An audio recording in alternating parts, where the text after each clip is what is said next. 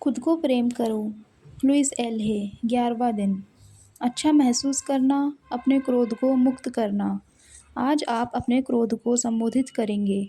कैसे उस पर कार्रवाई करके आप उसे त्याग सकते हैं, इससे पहले कि वह आपको बीमार कर दे, और कैसे आप अपने अंदर सकारात्मक भावनाओं के लिए अधिक स्थान बना सकते हैं।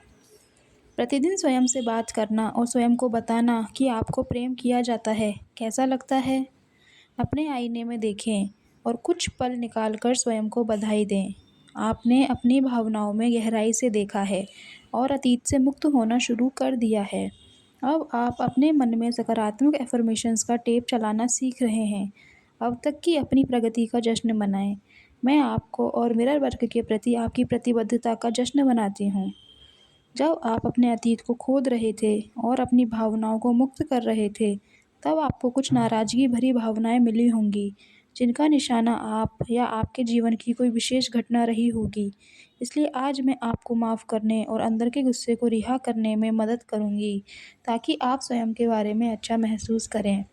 गुस्सा एक ईमानदार भावना है, लेकिन जब इसे प्रकट में व्यक्त या संसाधित नहीं किया जाता, तो यह अंदर ही अंदर शरीर में संसाधित होने लगता है और आमतौर पर किसी बीमारी या शिथिलता का रूप ले लेता है। हम आमतौर पर बार-बार एक ही बात पर नाराज़ होते रहते हैं। जब हम नाराज़ होते हैं, तो हमें लगता है कि हमें अपनी नाराज़गी व्यक्त करने का अधिकार नहीं है, इसलिए हम उसे निगल लेते हैं और फिर हमें असंतोष, कड़वाहट या अवसाद का सामना करना पड़ सकता है। इसलिए बेहतर यही होगा कि हम अपने गुस्से का सामना करें और जब भी गुस्सा आए, उसे बाहर निकाल दें। यदि आपको अपना गुस्सा शारीरिक रूप से व्यक्त करने का मन हो, तो कुछ तकिए ले लें और उन्हें मारना शुरू कर दें। अपने गुस्से को स्वाभाविक रूप से बाहर निकालने में डरे नहीं। आपने पहले ही लंबे समय तक अपनी भावनाएं दबा कर रखी हैं। अपने गुस्से के प्रति शर्मिंदगी या अपराध बोध महसूस करने की कोई आवश्यकता नहीं है। गुस्से से निपटने का सबसे अच्छा तरीका है उस व्यक्ति से खुलकर बात करना जिससे आप नाराज़ हैं। जब आपका किसी पर ज़ोर से चिल्लाने का मन होता है, तो आपके अंदर लंबे समय से गुस्सा दबा होता है। ऐसा अक्सर इसलिए होता है क्योंकि आपको लगता है आप सामने वाले व्यक्ति से खुलकर बात नहीं कर सकते। इसलिए गुस्सा बाहर करने का दूसरा अच्छा तरीका है आईने में मौजूद व्यक्ति से बात करना। मिरर वर्क आपकी सारी भावनाएं बाहर निकालने में मदद करेगा। मेरी एक छात्रा को अपना गुस्सा बाहर निकालने में मुश्किल हो रही थी। बौद्धिक रूप से वह अपनी भावनाएं समझती थी, लेकिन वह उन्हें बाहर प्रकट नहीं कर पा रही थी। जब उसने अपने मिरर वर्क के माध्यम से स्वयं को अपनी भावनाएं व्यक्त करने की अनुमति दी, तो वह अपनी माँ और शराबी बेटी के ऊपर चिल्लाने और उन्हें तरह-तरह के नामों से बुलाने में सक्षम हो गई। अपनी नाराज़गी बाहर निकालने के बाद उसे ऐसा लगा जैसे उसके ऊपर से बहुत बड़ा बोझ हट गया हो। बाद में जब उसकी बेटी उससे मिलने आई, तो वह महिला उसे बार-बार गले लगाने से स्वयं को रोक नहीं पाई। ऐसा इसलिए संभव हो पाया क्योंकि उसने अपना दबा हुआ गुस्सा बाहर निकाल दिया था और प्रेम के लिए जगह बना दी थी। बहुत से लोग मुझे बताते हैं कि दूसरे व्यक्ति के प्रति अपने गुस्से को बाहर निकाल देने के बाद से वे कितने खुश हैं। ऐसा लगता है जैसे कोई बोझ हट गया हो। अपने अंदर झांकें और जानें कि आपके गुस्से का जवाब है और आप उसे खोज लेंगे। बहुत स्वास्थ्यप्रद होता है ध्यान करना और कल्पना करना कि आपका गुस्सा आराम से आपके शरीर से बाहर जा रहा है। उस व्यक्ति के पास प्रेम भेजें जो आपके गुस्से का केंद्र है और देखें कि कैसे आपका प्रेम उस अशांति को दूर कर देता है जो आप दोनों के बीच है। सामंजस्यपूर्ण बनने के लिए तैयार हो जाएं। शायद आपकी नाराज़गी आपको याद दिला रही है कि आप दूसरों के साथ अच्छी तरह संवाद नहीं कर रहे हैं। इस बात को जान लेने पर आप इसे ठीक कर सकते हैं। आइए एफर्म करें। मेरी अपनी भावनाएं होने में कोई बुराई नहीं है। आज मैं जो महसूस कर रहा हूँ, उसे सकारात्मक तरीकों से व्यक्त कर रहा हूँ। आपका 11वें दिन का मिरर वर्क अभ्यास। आईने के साथ एक ऐसा स्थान खोजें जहां आप सुरक्षित महसूस करें और कोई आपके काम में खलल ना डाले। आईने में गहराई से अपनी आंखों में देखें। यदि आप अभी भी ऐसा करने में असहज महसूस करते हैं, तो अपने मुंह या नाक पर ध्यान केंद्रित करें। स्वयं को या उस व्यक्ति को देखें जिसने आपके अनुसार आपके साथ गलत किया है। वे पल याद करें जब आप नाराज़ हुए थे और अपनी नाराज़गी को अपने अंदर से निकलते हुए महसूस करें। उस व्यक्ति को बताना शुरू करें कि आप वास्तव में किस बात पर उससे इतने नाराज़ हैं। अपनी पूरी नाराज़गी को व्यक्त करें, विशिष्ट रहें। आप ऐसा कुछ कह सकते हैं, मैं तुमसे नाराज़ हूँ क्योंकि। कारण बताइए। मैं आहत हूँ क्योंकि तुमने। फिर कारण। मुझे बहुत डर लग रहा है क्योंकि तुम। फिर कारण। आपको यह अभ्यास कई बार करना पड़ सकता है, इससे पहले कि आप सच में महसूस करने लगें कि आपको अपनी नाराज़गी से पूरी तरह मुक्ति मिल गई है। आप किसी एक नाराज़गी के एक मुद्दे पर भी काम कर सकते हैं और कई मुद्दों पर भी। वही करें जो आपको अपने लिए उचित लगे। शक्ति आपके अंदर है। आपका 11वें दिन का दैनिकी अभ्यास। क्या आप अपने जीवन के अधिकांश समय नाराज़ रहे हैं? ये कुछ प्रश्न हैं जिन्हें दैनिकी में लिखने से आपको इन अभ्यस्त नाराज़गी की भावनाओं से मुक्ति पाने में मदद मिलेगी। मैं हर समय नाराज़ क्यों रहना चाहता हूँ? मैं ऐसा क्या करता हूँ जिससे एक के बाद एक ऐसी स्थितियाँ बन जाती हैं जो मुझे गुस्सा दिलाती हैं?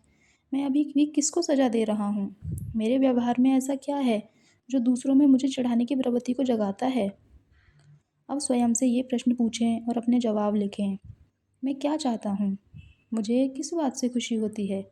मैं स्वयं को खुश करने के लिए क्या कर सकता हूँ? अपने अंदर एक नई जगह बनाने के तरीकों के बारे में सोचें, जो आपको स्वयं के बारे में अच्छा महसूस कराएँ। ऐसे तरीकों के बारे में सोचें जिनसे आप आशावादी और हँसमुख पैटर्न्स व मान्यता बना सकते हैं।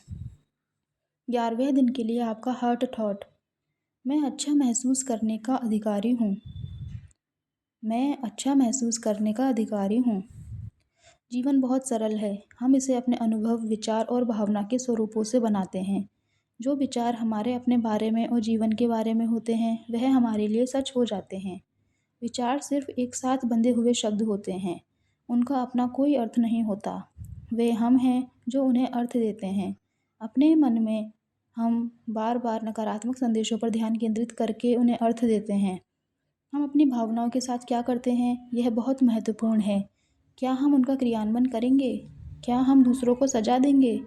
दुख, अकेलापन, अपराध बोध, क्रोध और डर सब स्वाभाविक भावनाएं हैं। लेकिन जब ये भावनाएं ऊपर आकर प्रबल हो जाती हैं, तो जीवन एक भावनात्मक युद्धास्थल बन सकता है। Mirror work. स्वयं से प्रेम और सकारात्मक अफर्मेशंस के द्वारा आप स्वयं को पोषित कर सकते हैं और उन चिंताओं को दूर कर सकते हैं जो उस पल आपको परेशान कर रही है। क्या आपको लगता है कि आप अपने भावनात्मक जीवन में शांति और सुकून के अधिकारी हैं? आइए अफ़र्म करें। मैं अपनी चेतना के उस स्वरूप को मुक्त करता हूँ जो मेरा भला होने में बाधक है। मैं अच्छा महसूस करने का अधिकारी हूँ। आपका 11वें दिन का अभ्यास। आपका 11वें दिन का ध्यान। आपका उपचारात्मक प्रकाश। अपने हृदय के केंद्र में गहराई से जाकर तेज रंगीन प्रकाश के एक छोटे से बिंदु को देखें। कितना सुंदर रंग है। यह आपके प्रेम और उपचारात्मक ऊर्जा का केंद्र है। प्रकाश के उस बिंदु को धड़कते हुए देखें। जब वह धड़कना शुरू करता है तो बढ़ने लगता है और आपके हृदय को भर देता है। इस प्रकाश को अपने शरीर से गुजरते हुए अपने सिर से लेकर अपने पैर के पंजों और उंगलियों तक फैलते हुए देखें। आप इस सुंदर रंगीन प्रकाश में अपने प्रेम और उपचारात्मक ऊर्जा के साथ पूरी तरह चमक रहे हैं। अपने पूरे शरीर को इस प्रकाश के साथ थरथराने दें।